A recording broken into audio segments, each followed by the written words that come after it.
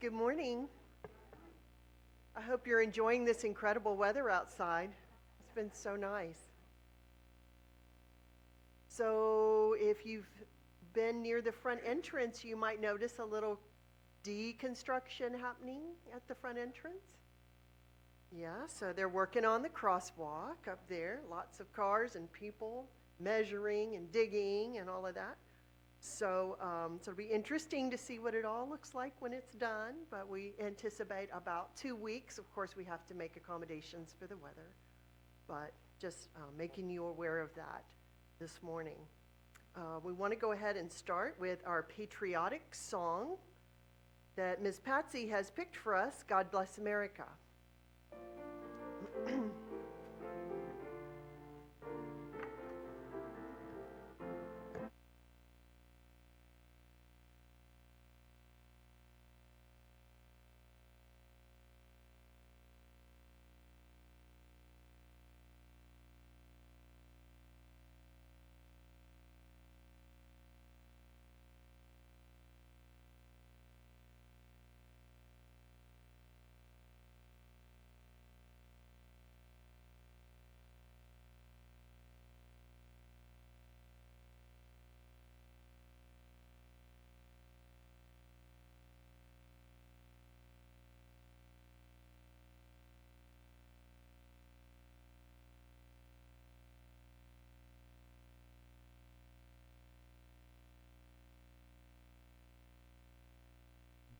I pledge allegiance to the flag of the United States of America and to the republic for which it stands, one nation, under God, indivisible, with liberty and justice.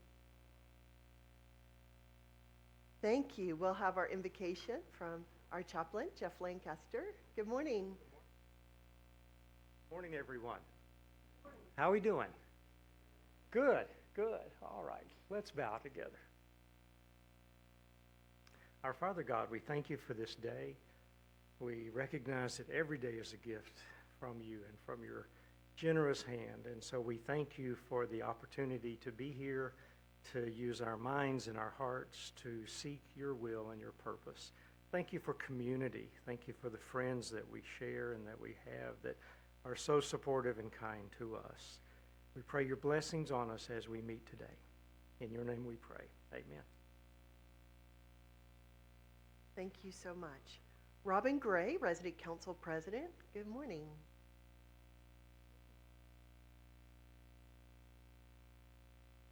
So you lasted another month. That's awesome. Wait and see when you say that again. Let's see. I wanted to share a little ditty with you this morning just to keep the laughter going. Ladies and gentlemen, bent-legged mosquitoes and crooked-legged ants, I come before you to sit down beside you to tell you of something I know nothing about. 2 dead boys were standing on a burning deck, eating peanuts by the peck. A deaf policeman, hearing the noise, came and arrested the 2 dead boys. Apropos of nothing, I thought of that because my father taught it to me when I was a child, and he learned it in school when he was a child. We come together, bringing all of who we are as children and adults and all of our accomplishments as well. When I think of accomplishments, I think of the Residence Council's committees.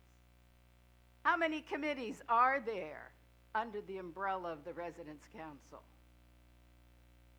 36 is guess, you're wrong. There's 26, but it's always changing. Committees come and committees go, and there's at least 2 more online who are probably going to be coming on and increase that number, which means that there is something for everybody to do. If you're concerned about anything, if you want to see the Residence Council accomplish something, there's a committee, or you can form one. That's your invitation. Thank you. Well, I have a poem too. Mistakes are the greatest teacher, and I've been well taught. On the matter of mistakes, you can come to me with confidence, for I am a professional mistake maker of the highest repute. Moving on. Vicki Brown, good morning. And I do not have any poems today. Good morning. I do want to share with you a brief PowerPoint. Let's see if we have that available. There we go. Okay, as you see, it says levels of living, transitions of care. So why do we put both of those up there? Because those are two terms that are often interchangeable. We use the term levels of living, which is what I'm going to share a little bit of information about.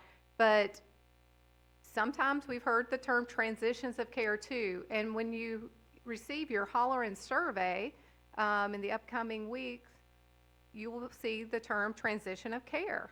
It says understanding the criteria for transitions between levels of care. So we just want to make sure that everyone has an understanding of what transitions of care and levels of care mean, okay? Let's see if I can go the right way, yes. So within your residency agreement, there are actually some definitions about the levels of care. Residential living is the residence capable of self-maintenance with limited assistance from the outside help or performance of daily living activities. And then as we change to another level of living, assisted living, the resident requires a greater level of assistance and supervision in performing of daily living, but does not need constant assistance or skilled nursing care. So they're still, the resident's able to do most the activities of daily living on their own, but maybe they need some supervision or some assistance, maybe with medication management or things like that. The health center then is the third level of living. The resident requires 24-hour supervision in the skilled nursing health center. So obviously, their people are at different levels of need, of how much help they may need, but they do require that 24-hour supervision to meet all their needs. One of the assessments that is done prior to a resident moving in to independent living is, I know this is very small, but it's just a lot of different questions, and it goes over the activities of daily living to determine a score that helps us to decide what is the right level of living for that person. So it'll score as independent with supportive services or assisted living, or requiring skilled nursing. So once this form is completed by the health resource nurse prior to someone moving in, and then assisted living also uses this tool sometimes when people are transitioning into assisted living or may possibly need skilled nursing. So we have a level of living committee that meets every week, and as you can see, there's quite a few team members that participate in that. Executive director, assistant executive director, and health services administrator. The chaplain is there to give feedback. You know, he often goes out and sees residents in their homes or sometimes when they're in the hospital. So he's able to help us know if someone maybe needs to be on our radar. The health resource nurse actually helps to chair this committee as with the Curana nurse present as well. The AL coordinator and memory care coordinator are both present to give feedback, follow up on residents who may be in the health center at the time and going to be transitioning back. So we want to see how their residents are doing. The rehab director, so we have inpatient and outpatient rehab director, so both are present in that meeting. Our AL sales counselor and our health services admissions person are also present to look at, where are people at? Are they in the hospital looking to come back to the health center for rehab?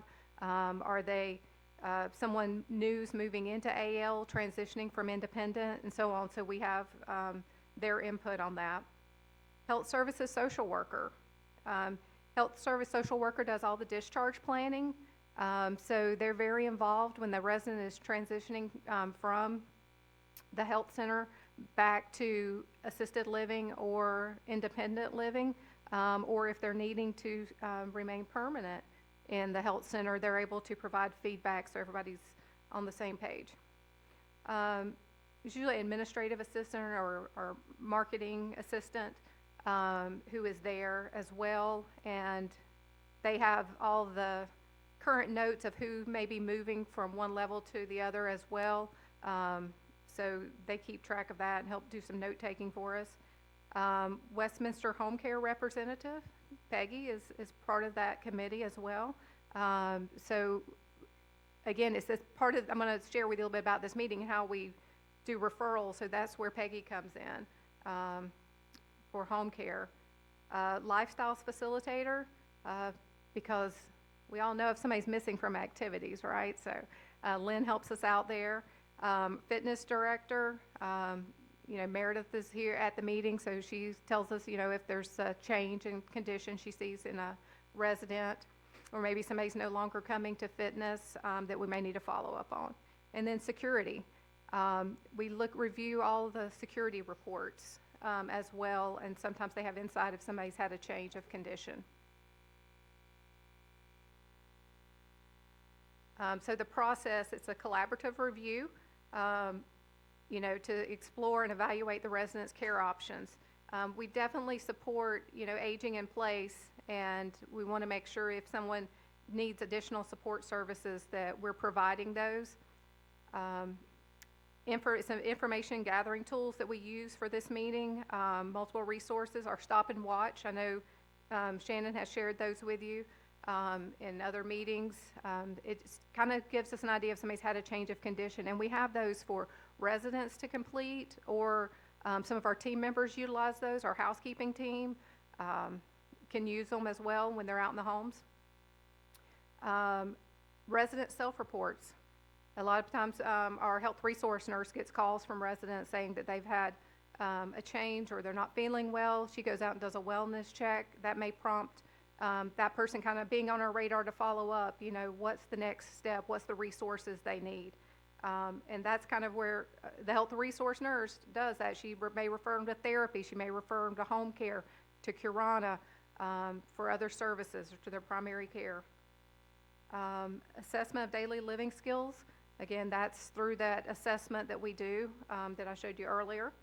Incident reports is, sometimes those are where someone has had a fall or they've went out by EMS to the hospital. So we want to review those, and health resource nurse is following up to find out, did the person come back? If they did leave campus, did they come back? And if they did, then where are they at and what resources do they need?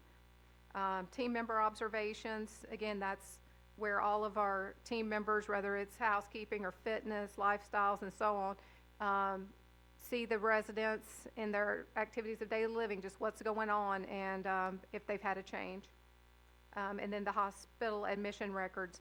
Our health center nurse always requests documentation or looks in her system to see if we've received any information or referrals on any of our residents who have went out to the hospital.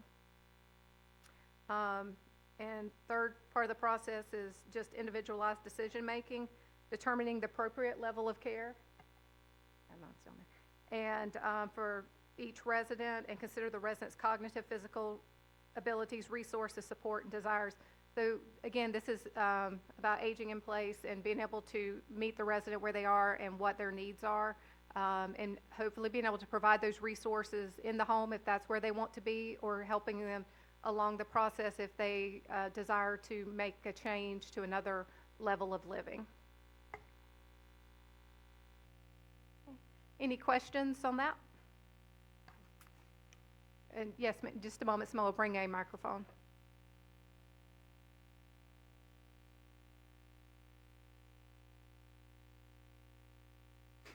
Hi, my name is Barbara. Um, how long has that been in place? As long as I can remember, but 20 years? Yeah, there's a question from the back. Are you using it? And I echo that question in that we had a couple move in last June who, upon their move in, was immediately reported through several of your sources who come in, who hook them up for this and do this and all of that, said these are not appropriately placed. And come, I guess, February or March, she was a full-time caregiver and got down to 60 some odd pounds, nearly died, and taken to the hospital. And it's been hell trying to get them appropriately placed, and has cost thousands and thousands of dollars. So I don't understand this. I mean, I understand what's written up there, but I don't see how in this one couple's life that ever occurred. And I was fully aware that when they first moved in, several of the staff here reported that this is an inappropriate placement. So I'm a little bit confused by what I'm seeing. I really like what I'm seeing, but I'm just confused in that in this one instance, and maybe it's sample size of one, it was never implemented in the way that's described. So I just think you need to know at least that one. Right. Thank you for sharing. You know, I'm going to say it's probably in rare cases, but we do follow this process, and we meet, we talk, go through lots of resident concerns, and people are followed for weeks and months, sometimes just depending on what services they need.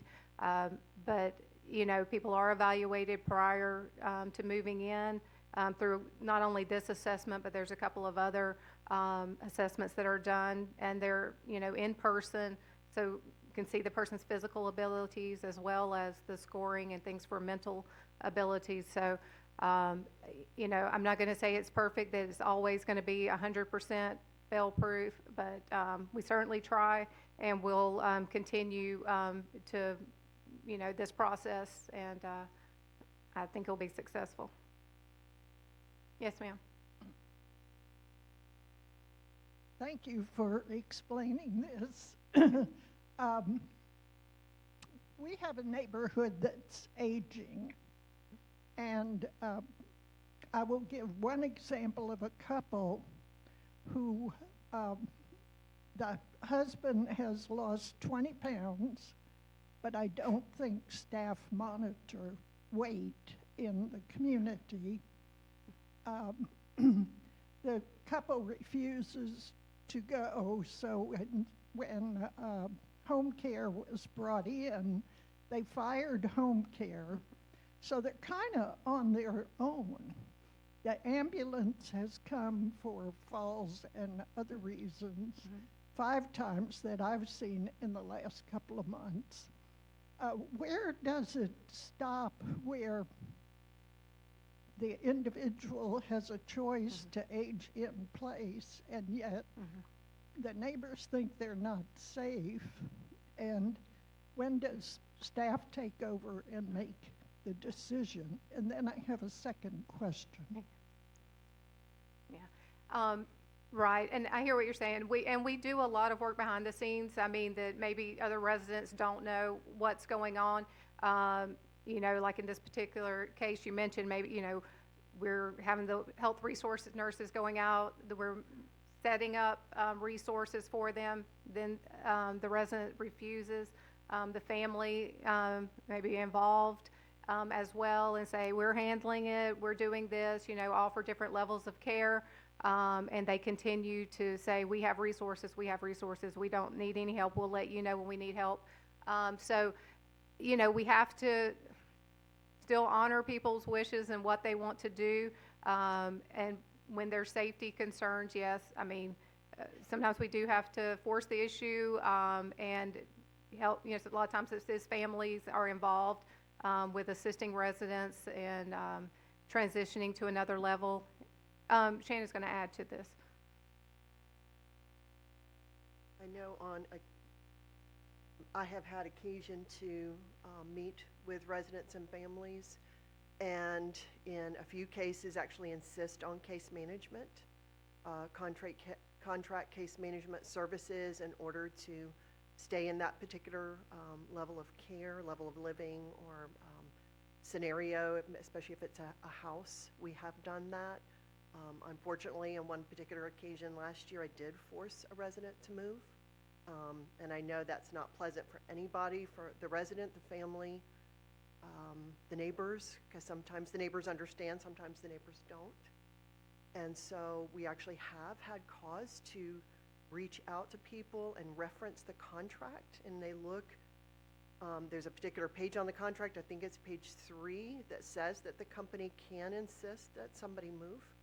We really try to hold that as the last resort because we so want to maintain a good relationship with residents and never feel, make somebody feel forced into doing something that they don't want to do. We want them to be ready to do it. We also know that sometimes people aren't ready to do it, and it gets to the point where it is a very unpleasant and unhappy scenario for that resident, maybe even unaware of their surroundings, as well as for the neighbors who continue to grieve and worry and call and things like that. So have we insisted on people moving? Yes, we have, and we actually have done that recently. And have we insisted that people obtain case management services?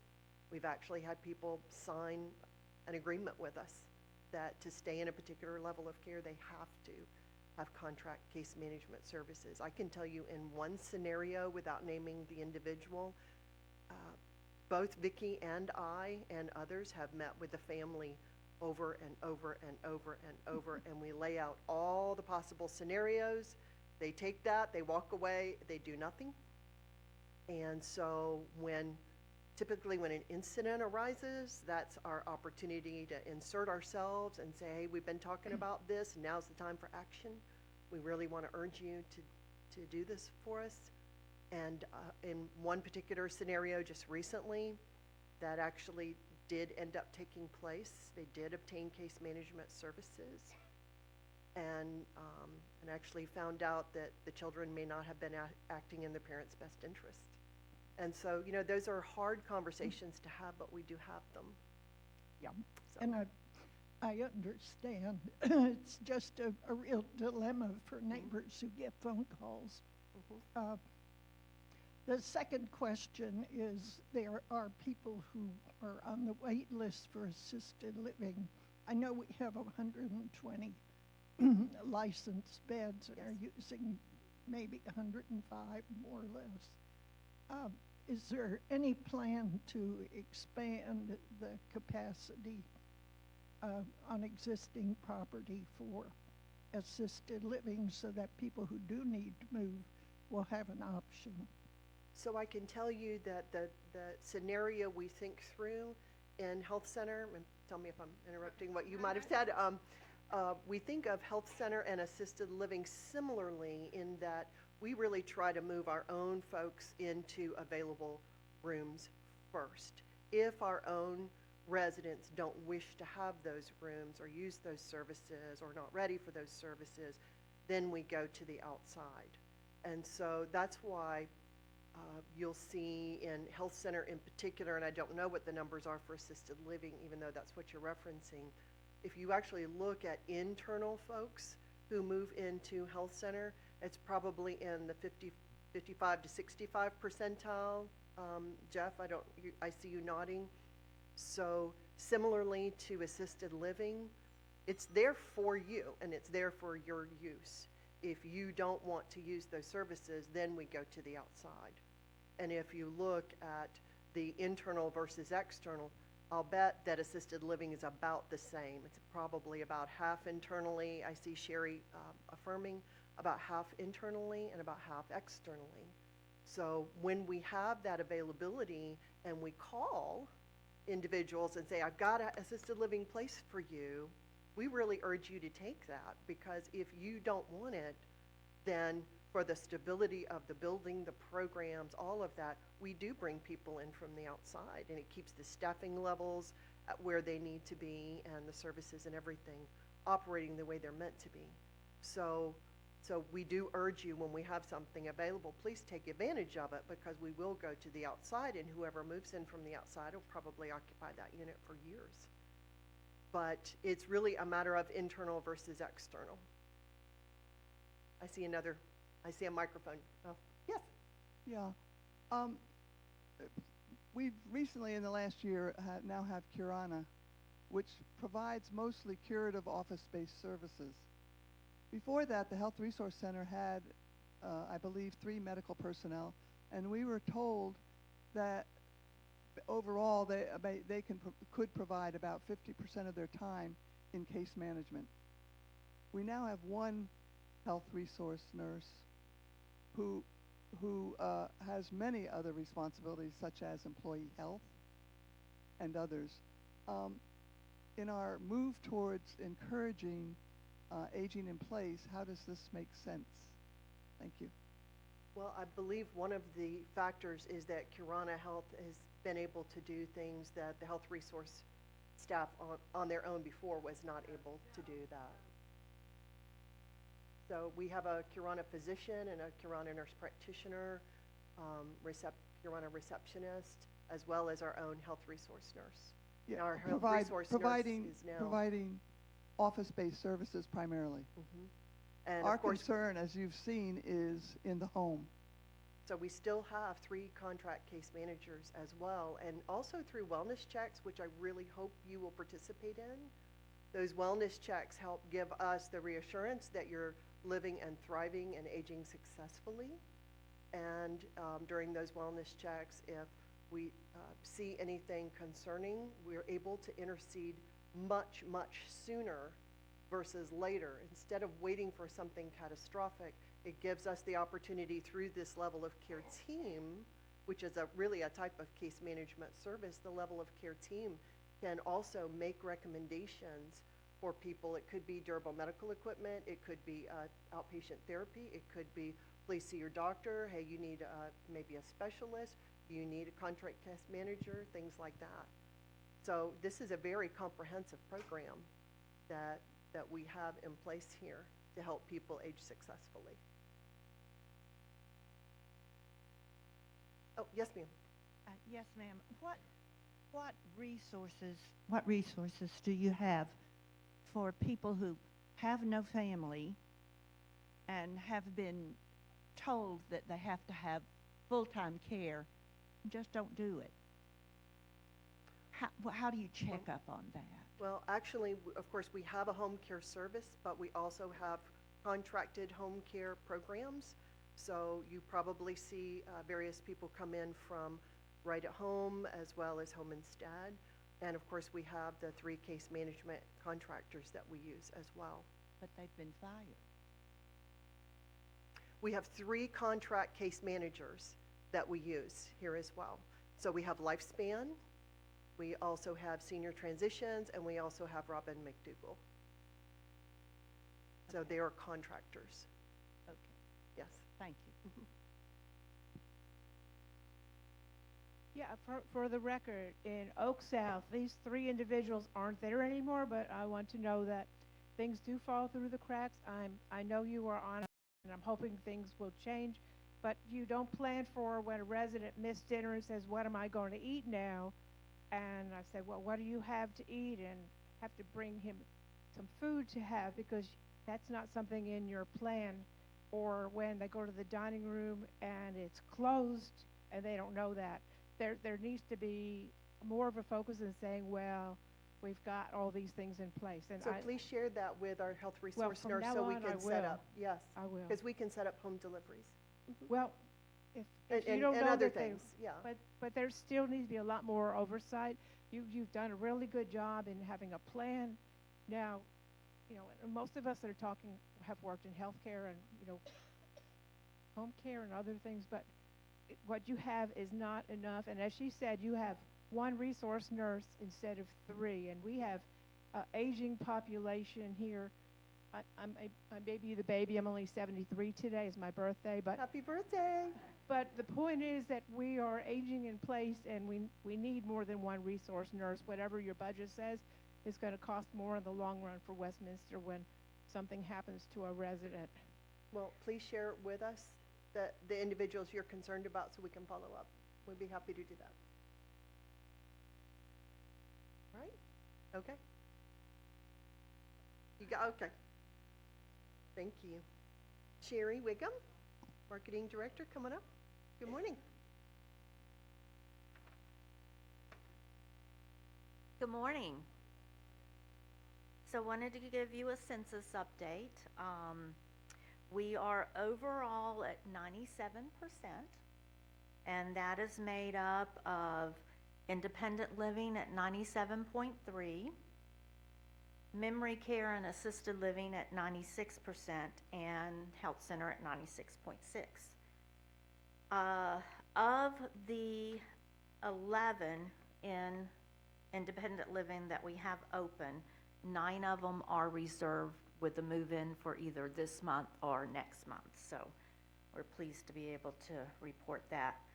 And then of memory care and assisted living, we have 4 open, 1 reserved, and 3 possibilities that we're looking at for theirs. So want to thank you again for everything that you do to help support marketing and Westminster Oaks, and hope everyone has a good day. You have a question? Yes, does that include rentals? Rentals? Does your total include rentals? There's a couple of rentals, only a couple, yes. Any other questions? Yes, sir. Mm-hmm.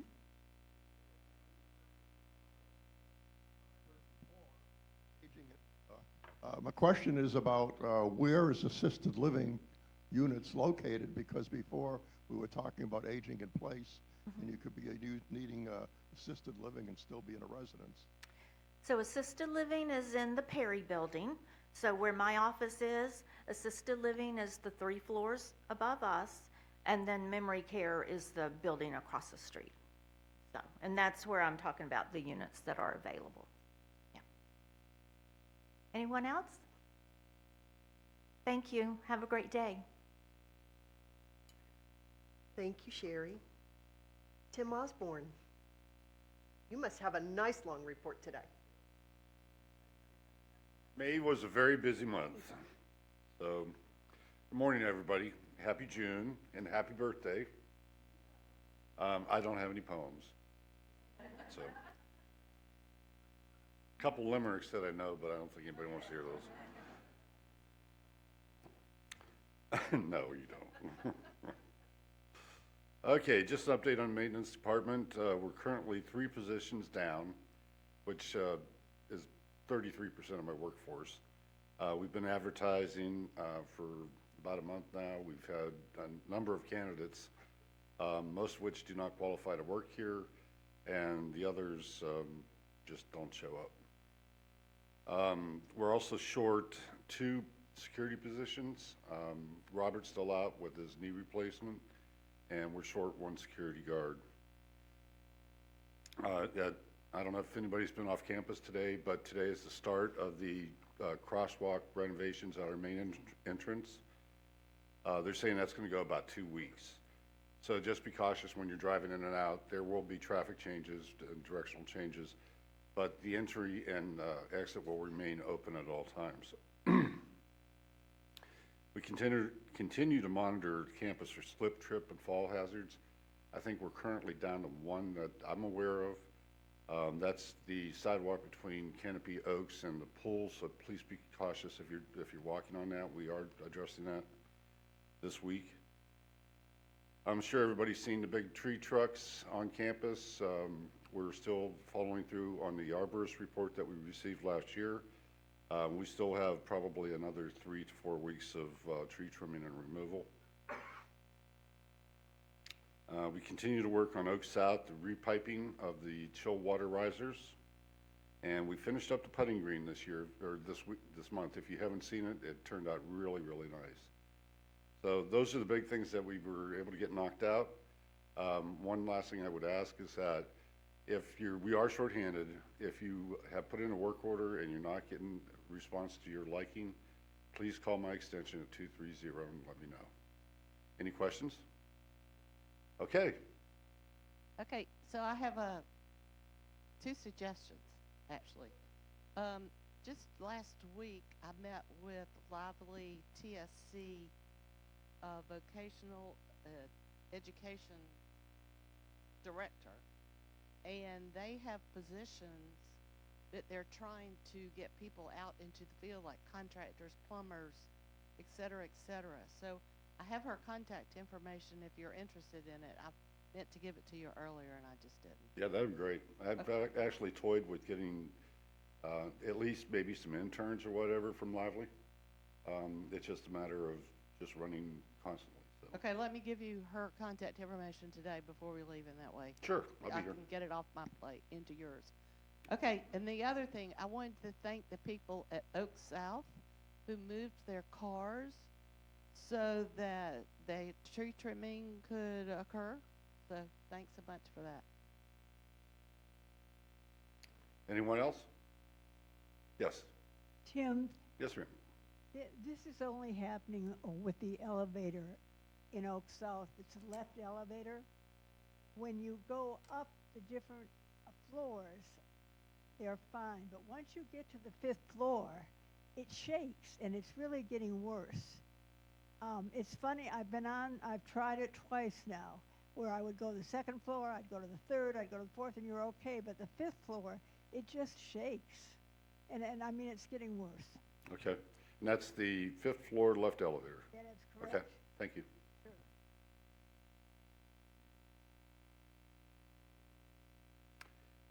Shannon just brought up, yes, we are working on our 1st floor laundry. We do have our mailboxes in hand, and it's a matter of getting in there and getting the infrastructure taken care of and mounting the mailboxes. Anybody else? Oh, y'all are easy on me today. You have one more snuck in at the end. Hold on.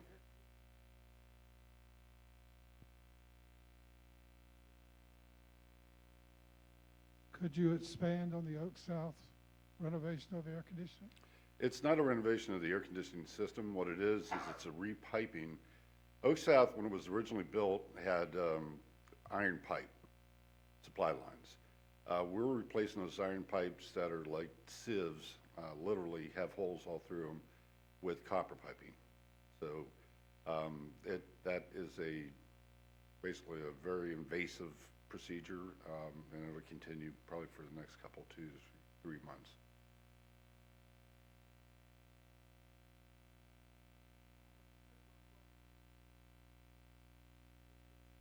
Hold on.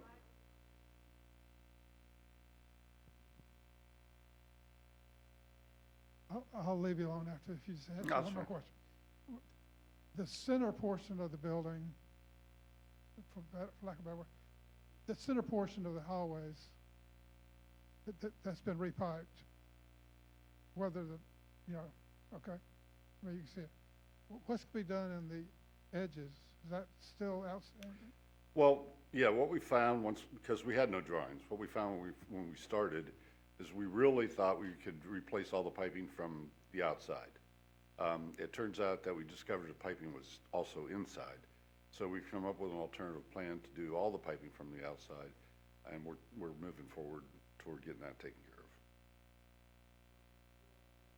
of. It is outstanding, yes. We're still working.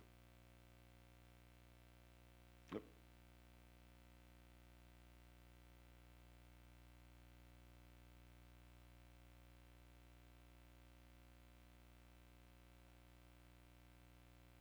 Thank you. This is a question personal to our duplex, but it brings up a procedural question. So a couple of weeks ago, our air conditioner failed. We had it replaced. WW Gay did it. But the new air conditioner makes a sort of grinding sound, which is either a bearing running or possibly insufficient vibration isolation. So the question is, can I call the company and have them come and look at it? Because I've already sent messages to maintenance and no response. Okay, that's a perfect example of what I was talking about earlier. If you don't have a response from maintenance, then you just call my number, my extension 230, and I will take a look at it. Thank you. Yes. To answer, in general, we don't want y'all reaching out directly to our subcontractors, because we end up getting billed, and consequently, it happened, I think it was this past month, we had a resident that went out and shut the breaker off to the AC, and then we ended up with the contractor going out, and now that turned into a resident charge, because they shut the power off. Yes, sir. Any update on getting back into the lower level? Man, that was not a challenge when I said you're letting me off easy. Okay, so lower level. Can you at least give us what year? Well, let me check. It definitely by 2035. No, it's honestly, that's being handled by our community support services. Last that I heard, they had submitted drawings to the county for approval, and we're just waiting for the county to approve it so that they can start the renovation process. Oh, Shannon has more information than I do. No, I don't think it's more, but I did hear from Coastal Reconstruction that the cabinets were 4 weeks out. Oh. So I've asked them for a start date to start working on the lower level of the Perry Center. So I asked, would it be July 1st? And so I'm waiting on that response. I asked them that this weekend. So we should hear a start date from Greg Newsom with Coastal for at least the Perry Center. Okay. So that's where we are, is the cabinet makers that are making the cabinets back for the lower level Health Resource Center that were damaged. Did we get the permits? Permits, yes, for Perry Center only. Okay. Do you have any more questions for Tim? Thank you. Because he's running out the door. Oh, goodness. Gail Alexander Foundation, good morning. Hello and happy summer, y'all. The 31st Annual Foundation Art Show will air virtually this month on June 18th on MyW Life. Please look for the 27 Westminster Oaks entries. They are fabulous. Y'all are some talented people here, for sure. And I'd like to congratulate Robin Gray for second place in her drawing, Alpenia Blooming. I hope I said that right, wherever Robin is. And Cheryl Butler for winning third place for her rainbow quilt. And team member Jennifer Gove, who works in the Memory Care Center, for her third place drawing of flowers. And this is under the team member artistry category. So please look for those folks. Congratulations. And we also invite all those that entered art into the Foundation Art Show to display your art live and in person here on June 24th at 4 p.m. in our foyer outside the McGuire Center.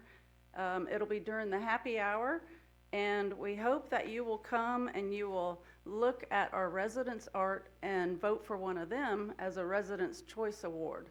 The winner of the Residents' Choice Award for all the communities who submit this ballot will be featured in our calendar as well. And let's see. Oh, I want to thank donors that find ways to enhance our community. So here's an example. Ed and Marilyn Fever, along with Reed Jaffe and an engineer friend, built a new kayak rack for our residents that have kayaks. And they built it within a matter of a few days.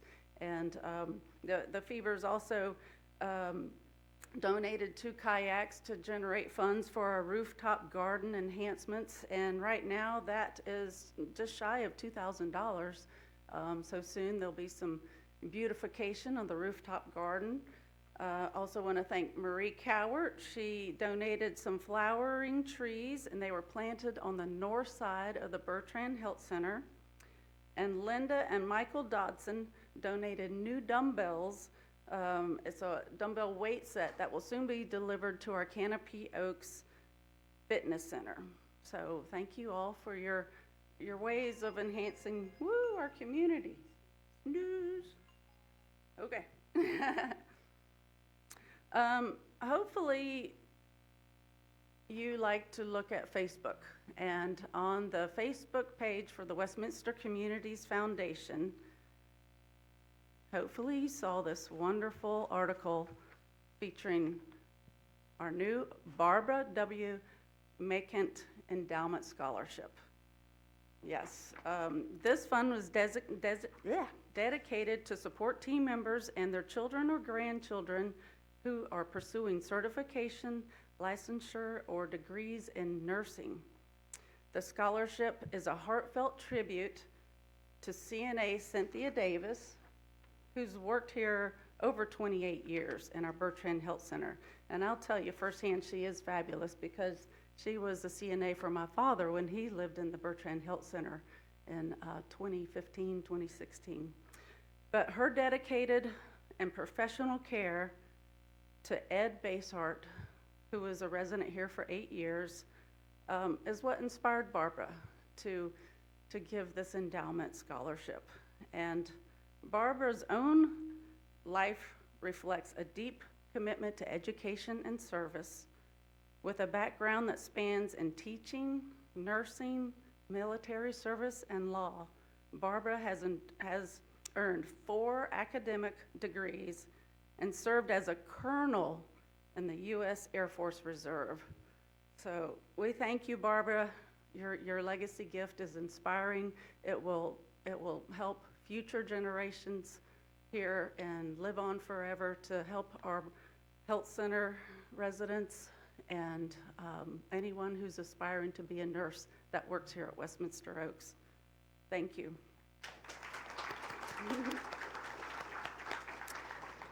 I want to thank everybody who's been supporting our Benevolent Assistance Fund. We run this campaign every summer. It's the reason why the foundation was formed over 50 years ago, because we realized residents were outliving to pay for their monthly fees, and so your gifts to Benevolent Assistance help replenish this fund. There's usually an average of 10 residents that are independent or assisted living or memory care that are receiving support of Benevolent Assistance, and we thank you for your support of this wonderful fund that gives back to our residents. Thank you. Very nice, thank you. I was going to mention that. I'm so glad that you did that scholarship. It's wonderful. Meredith Swain, would you like to come on up? Wellness Director. Good morning. All right, good morning. I will keep it short and sweet because I know that we're all kind of watching that clock. Thank you, those of you that have been coming to the Chasen Garden and Azalea Garden lobby classes. That has been a really successful program for us. So please keep coming, please start exercising. We're so glad that Emily is able to go over there and provide that class for you. For residents in Oaks South, it's also a reminder that we do have classes for you as well on the second floor of the Perry building, so you're welcome to come take those classes. Really quick, there's a lot in the WOW for wellness, so make sure you're reading up on that.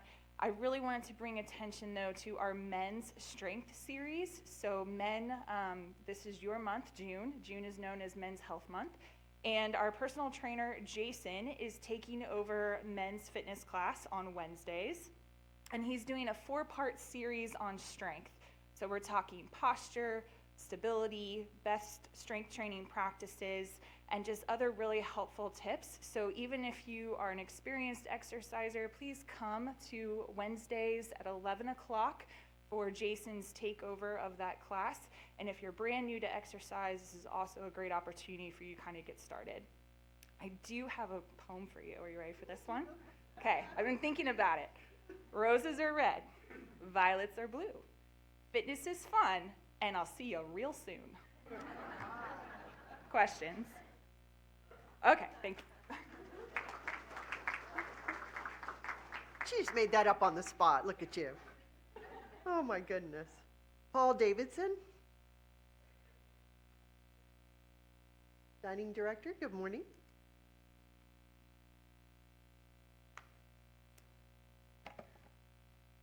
Good morning, everybody.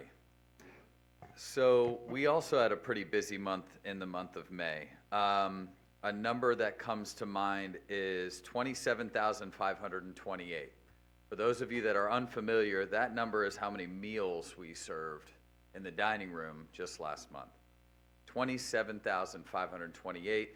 That also includes our assisted living and health center spaces. That's about 900 meals a day. That does not include some of our other outlets and avenues. Some of the things we did, we had a Cinco de Mayo celebration. We did our Mother's Day brunch. We did a Sunday brunch. Our dueling barbecue we did on Friday, where we put Memphis, Tennessee flavors against St. Louis and Kansas City, Missouri. We also celebrated with our Oaks Dinner Series, where we had a nice fine dining experience in the Fireside Lounge, where I had to kick the dust off my own tires and prepare a 4-course meal for everyone. And we also celebrated our Memorial Day and our Chef's Live, where we presented a special stir-fry beef dish, Korean fire meat, otherwise known as beef bulgogi, where one of our culinary team members was able to prepare stir-fried wok beef taped right alongside our hotline. In addition to that, we did some functions with our town club.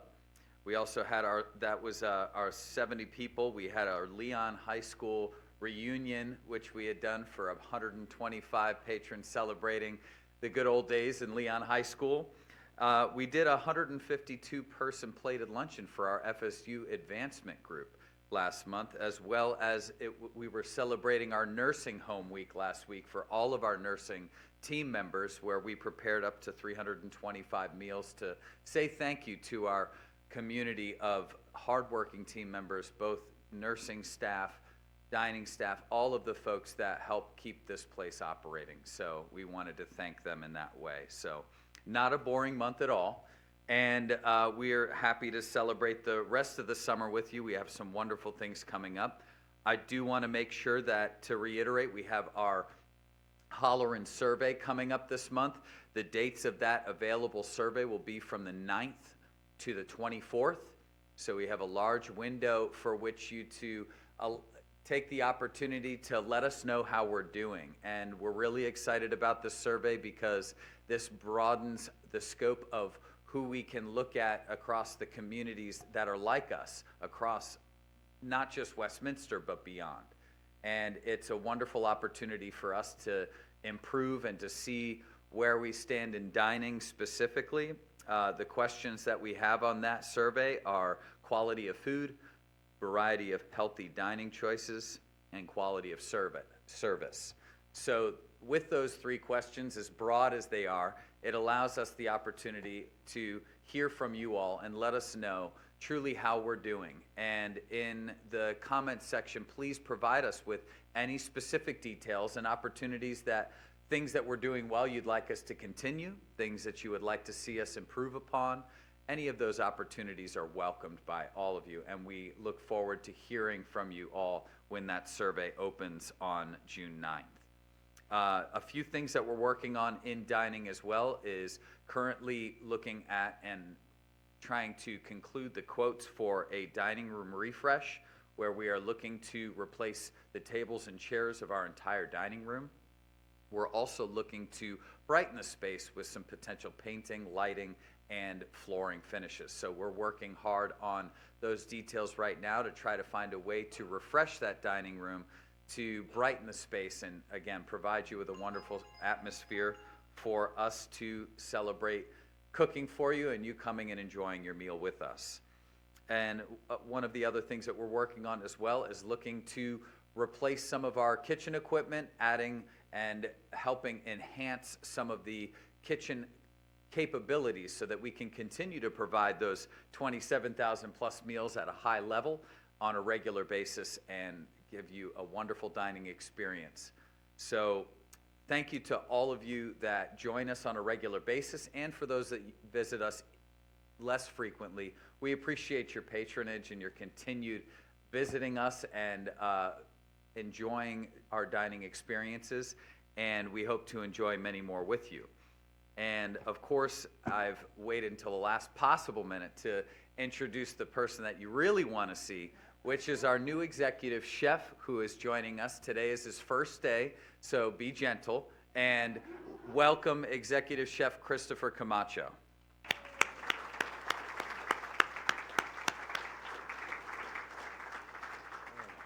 Good morning, family. Oh, I feel so warm being here. Happy days for me. Thank you. It is a privilege for me to be here, to be part of this community. I look forward to providing you the best possible meals and service along with the staff that's already here. And I am always available to you. If you see me, you have any questions, please feel free to speak to me. If you have any concerns or suggestions or maybe that great recipe that you have, share, okay? Because I'm here for you, and I just want to do the best that I can to make sure that we continue to provide those 27,000 meals for you. So a little bit of background on me. I've been in the hospitality industry since 1993, when I was a little jitterbug, as they say. I started off as a cook and worked my way up, went to culinary school, graduated from Le Cordon Bleu. I've worked in hotels, I've worked in hospitals, I've also worked assisted living. And of course, I can tell you my favorite has always been my seniors. I love you guys. You just have no idea. It's because of you that I am here, and I appreciate you. So I plan on having a lot of fun with you guys and trying to do as much as we can. I currently do live here in Tallahassee. I used to live in Miami for 30 years, and thank God I got out of there. Let me tell you, I was there just this past week with the family, and it reminded me I need to get back to Leon County. So, I am a father of 4. I am a grandfather of 3 and 1 on the way. So I got the family growing, and now I'm a girl dad. So I got all girls. I do have 2 boys, but they're mama's boys. So my girls take care of me, but right now at home I am surrounded by nothing but women, including my dog. So I have no say in my house. But thank you again for welcoming me. I appreciate you all. And again, if you need anything from me, please do not hesitate to reach out. Thank you.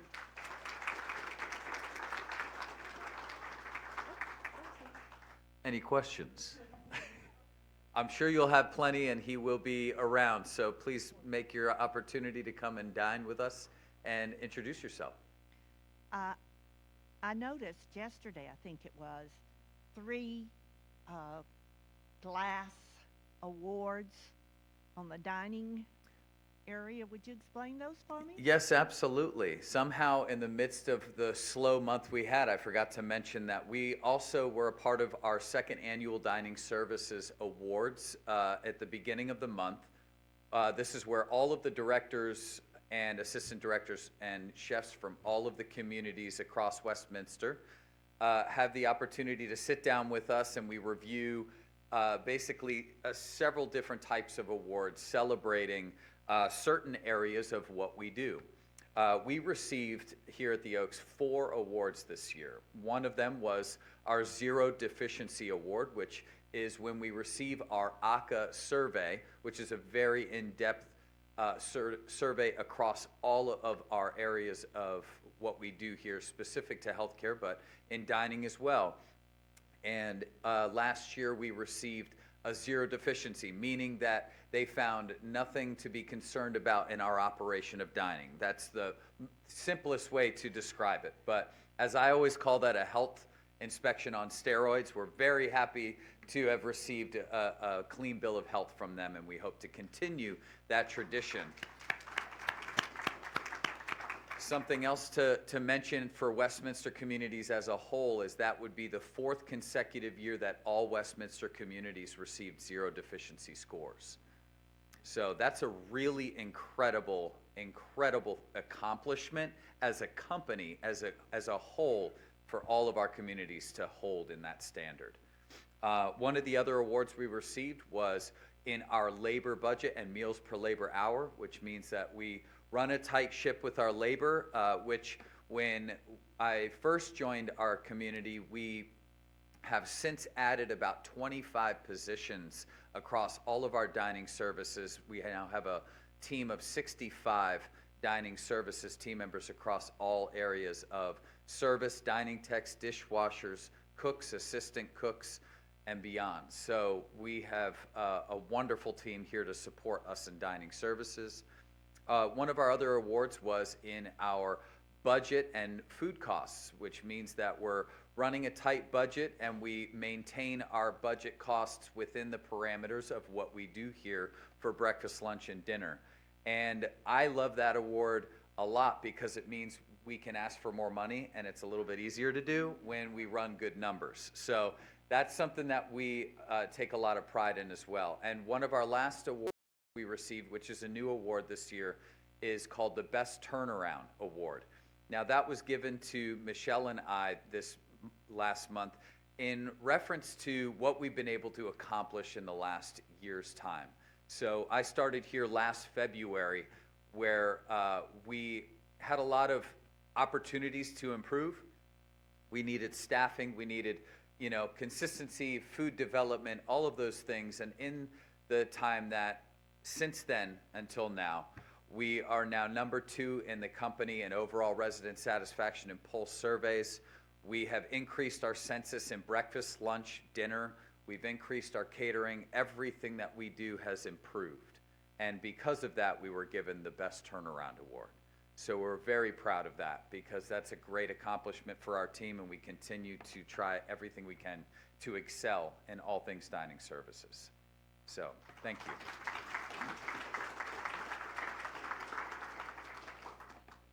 Thank you. The improvement is really noticeable, and we all appreciate your efforts.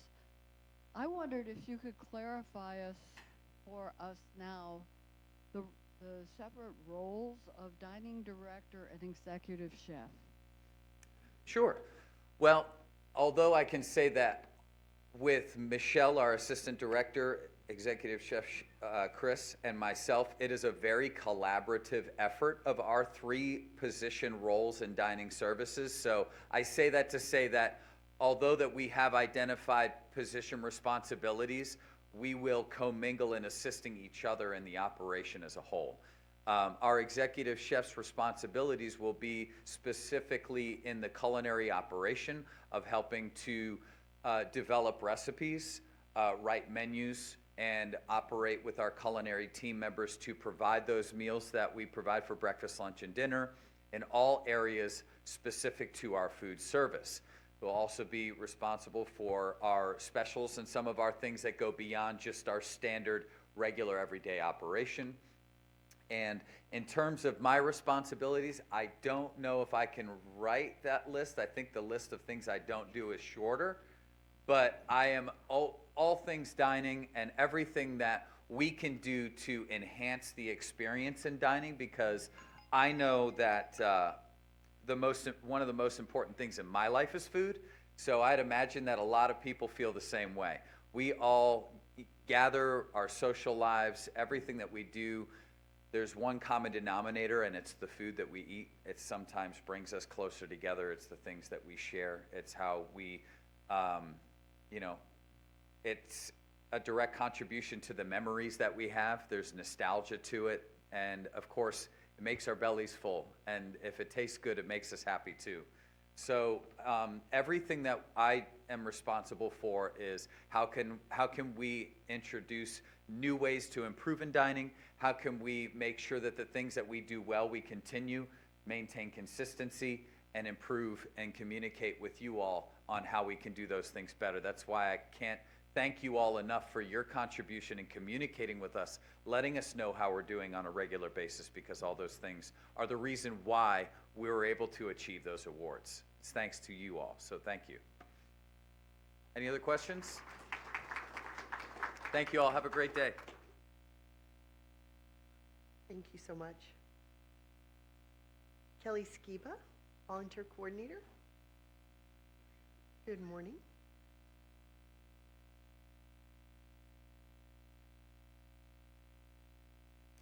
Nice to see you. So in the spirit of very, very short poems, I found one that I wanted to share with you. Valuable is the work you do, outstanding in how you always come through.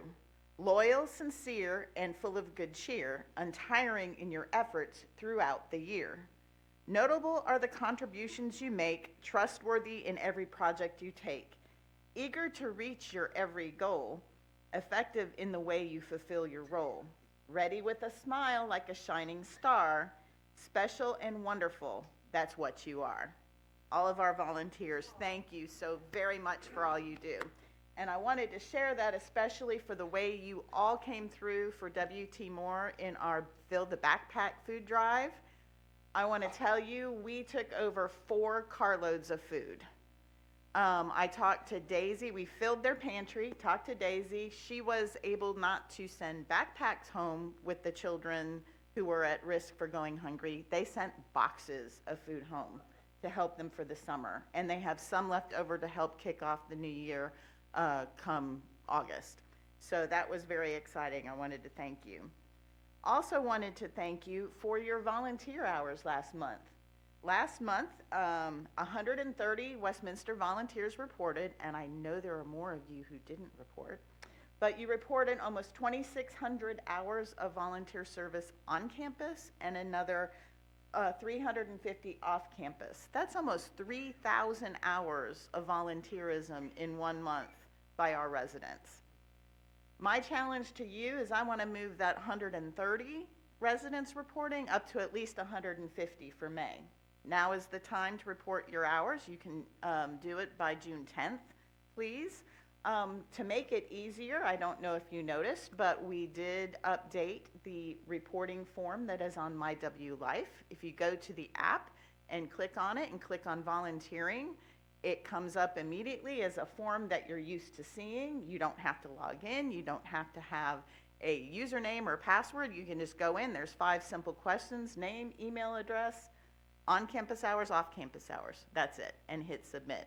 So please go check it out, try it. We'd love to get more numbers of you sending in your hours. We would very much appreciate that. The other thing that I wanted to let you know, I want to hear more from you about the things you're looking for in volunteer opportunities. I want to hear what you're doing out in the community. I'd like to hear what your favorite things to do are. And if you're not volunteering, I want to hear why. What challenges are there? Is it time? Is it transportation? Is it accessibility? So I have developed, along with a committee of some residents, a very, very short questionnaire that I'm going to send out this afternoon to all residents. It shouldn't take you more than a minute or 2 to fill out. And give me some feedback on the volunteer program and what you would like to see moving forward, because we'd really like to hear from you so that we can develop some more opportunities for the rest of the year. So coming up, we definitely have, of course, our food packing at Second Harvest. The 2 dates that we have on the schedule are June 16th and July 21st. Unfortunately, they're both in conflict with the Residents' Council meetings, but I hope that we'll see some of you come out for that. And then we are planning on repeating our Christmas in July program for the residents of Westminster Gardens. Look for more information coming on that soon. And then I wanted to also say thank you to all of you who came out to our volunteer social last week. I had thought we'd have 20 or 25 people come out. We had 50. It was awesome. We had the volunteer coordinator, the new coordinator at W.T. Moore, came and talked to us about some of their needs for next year. So we will be starting those in July, getting applications out to signing people up to help with the school. They'd particularly like some help the first week of school with their kindergartners, just to have friendly faces in the hallways, to point them in the right direction, help them open their milk containers at breakfast, and give them a reassuring hug, during that first time they're away from mom and dad at home. So be looking forward for that next month. Thank you so much, and let me know if you have any questions. All right, thank you. Thank you so much, Kelly. Lynn Kimmel, Lifestyles. Good morning.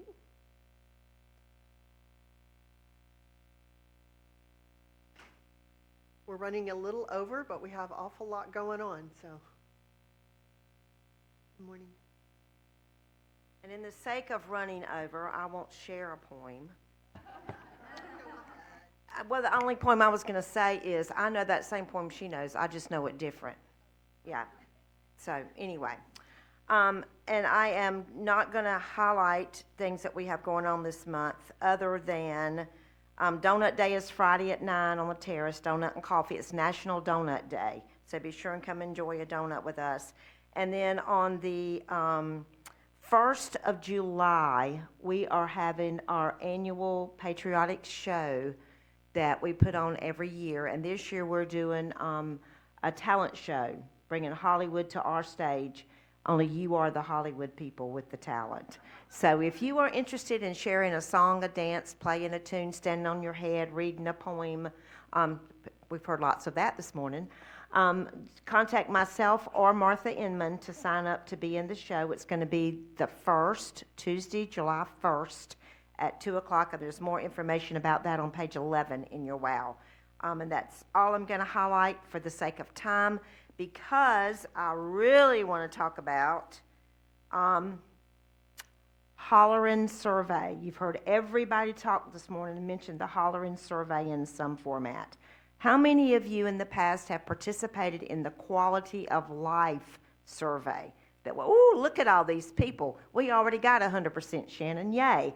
All right, this year we have the Quality of Life Survey, but it's not called Quality of Life anymore. It's called Hollerin' Survey.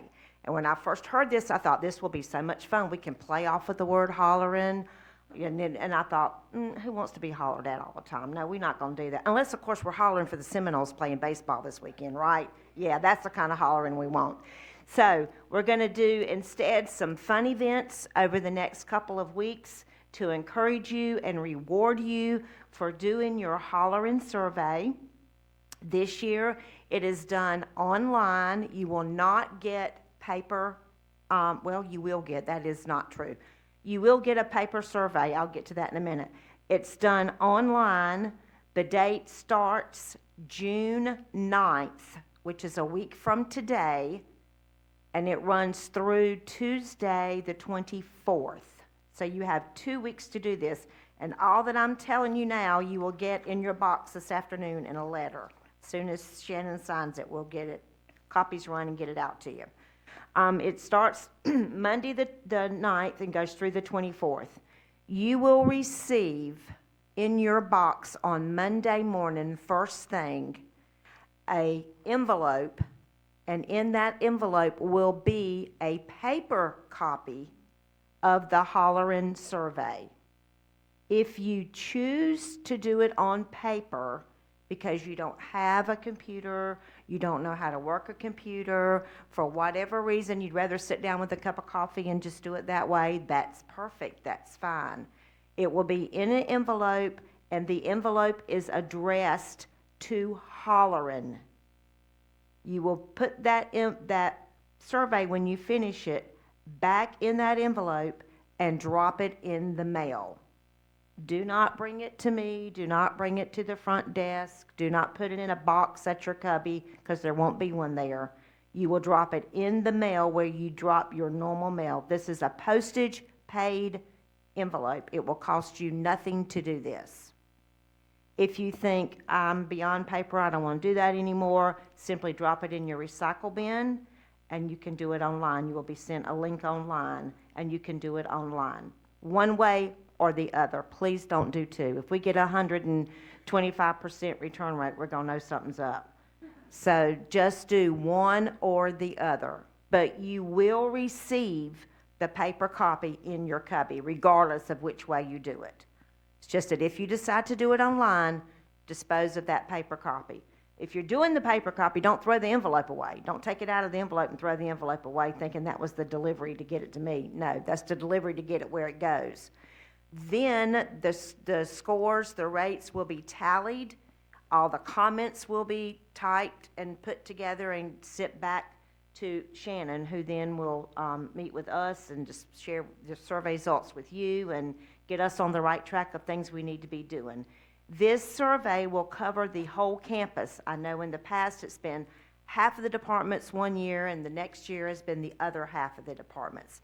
This is the whole campus, and questions on the survey are not broken out by department. They're broken out in engagement in the community. The first category is voice, your engagement in the community. There's a variety of ways for residents to have their voice heard by administration. Several questions like that. The next one is engagement with others. Enables me to be socially active as I like to be, supports and encourages a welcoming environment for all. Those are those type of questions. The next section is fulfillment, and it's engagement with life goals. Encourages me to pursue my meaning in life. I am able to maintain aspects of my life from before coming here that are still important to me. The next question, and there's more than just these questions that I'm reading in each category. I'm just, for the sake of time, a couple of samples. And the next category is well-being, engagement with health and wellness, supports residents in achieving their health and wellness goals, supports residents' ability to cope with the challenges aging can bring. Those are those type questions in that category. And then there's resident satisfaction, quality of communication, friendliness of staff, opportunity to participate in activities, and then your final thoughts. It asks for your comments that you can share here. So it's as there's more questions, it's a little bit more in depth than the other quality of life was, which is something that we've all been asking for. So I hope that this will be a good positive thing. There is unfortunately no way to track what neighborhood it came from, what building it came from. So we cannot have the competition between neighborhoods like we've always done in the past. That is why we have decided to do 3 or 4 activities along the way that we're opening up to everybody and encouraging you to come, and we'll have someone on hand to help you do it while you're here if you need the help.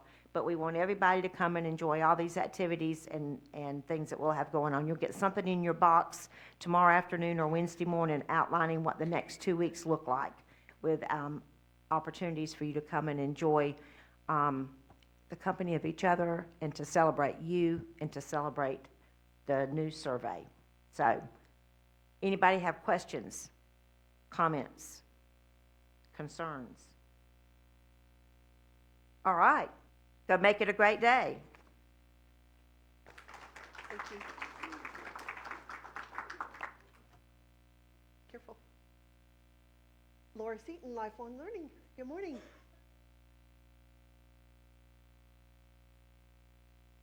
Good morning. So I'm going to go through a few things. All this will be broken out in the WOW, and then I'm also going to send out, for those of you that are on my McGuire Center event list, I'll be sending my email out this afternoon with those all broken down. So if I go over something too fast, just check the email or give me a call or email, and I'll check that and get you more info. So this month is Pride Month, so we have a few things on that. We are showing a couple movies. I want to highlight that on June 17th at 10 a.m., Don Diaz Johnston's going to come. He is one of the leaders for same-sex marriage, and he is one of the ones that petitioned the Supreme Court to make the changes. So he has a really fascinating story that's a little humorous, a little heartfelt, so he's going to come and speak. Also happening this month, it's Juneteenth. On Juneteenth, which is June 19th at 2 o'clock, we're going to have Kyle Harris, who is an African-American professor for FAMU. He's going to come and explain what Juneteenth is and why it's important to us.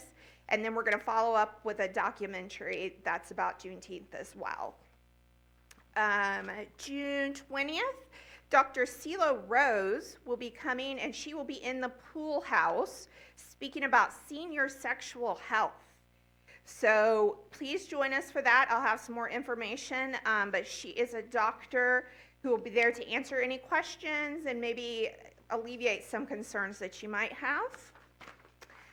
The forum will be here on June 24th at 2 o'clock.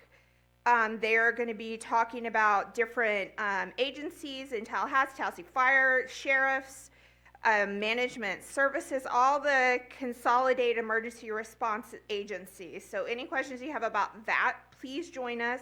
The director, David Odom, will be here to speak about it and answer any questions. And we also have our Tech Talk on June 25th at 10 a.m. Please make sure you are logging into MyW Life to check out everything that's posted on there. I am personally going through everybody's profile one by one. So if you see it's a little different, maybe we put your apartment a little different, or we did some corrections, or maybe it's just worded a little differently. I am going through and changing those. If you do see something that's obviously wrong, please go into MyW Life and go to that directory update form and fill that out. That sends it to me, and I can go in and make those changes. But if you do see that things are kind of funky or changing, I am going through those profiles and updating them. Any questions? I know everybody's ready for lunch. No? All right. Have a good day. Thank you, Laura. So some really quick things. We had our annual awards banquet on Wednesday, May 21st, 2025, and we were able to celebrate Mary Jane Robbins and Mamie Beatty, and it was a really, really fun and great occasion, and I'm so glad that you were honored, and I know that everybody feels the same way. We're just so excited to honor all of our awesome volunteers, throughout the year at that community. We also received wonderful letters from the principal of W.T. Moore. So thank you so much for that. I'll ask to have these posted on MyW Life, Laura, from her. But so thankful for your incredible generosity. And I just want to say how much I appreciate that. Are there any other questions? I apologize that we've gone over. We just had an awful lot of content today. It's about 11:21. Any questions? No? Yes? Yes, sir? So the microphone is coming. Hold on just a moment. Ms. Sauls, I Yes, sir. know of no enterprise in Leon County, maybe even the state of Florida, that gets a more comprehensive report on information that comes to this group. So I want to congratulate you and all of the 1,500 to 2,000 people who spoke this morning. Thank you. For their preparation, Thank you. for their good humor, and their good sharing of information. Thank you. you so much. Thank you. That means a lot. Thank you. Anyway, have a wonderful June and enjoy the great weather when you can, because it'll be pretty hot July and August.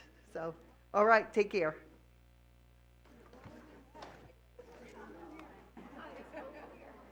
Well, she's always cold.